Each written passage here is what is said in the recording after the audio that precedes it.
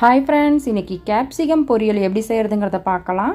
முட்டை போட்டது இது ரொம்ப ரொம்ப டேஸ்ட்டாக இருக்கும், சூப்பராக இருக்கும், டிஃப்ரெண்ட்டாகவும் இருந்துச்சு.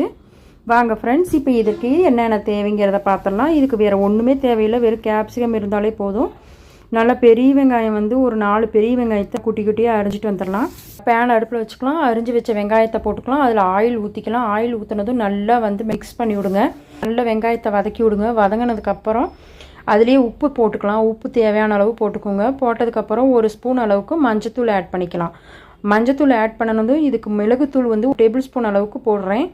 மிளகுத்தூள் போடுங்க கண்டிப்பாக, அப்போ தான் நல்லாயிருக்கும் ஃப்ளேவரு. இப்போ நல்லா பொடி பொடியாக அரிஞ்சு வச்ச கொடைமிளகாவை நம்ம ஆட் பண்ணிக்கலாம். இது ரொம்ப சின்ன சின்னதாக கட் பண்ணியிருக்கிறேன். இந்த பொரியலுக்கு இந்த மாதிரி கட் பண்ணால் தான் நல்லாயிருக்கும். கொஞ்சம் பெருசு பெருசாலாம் கட் பண்ணால் நல்லா இருக்காது.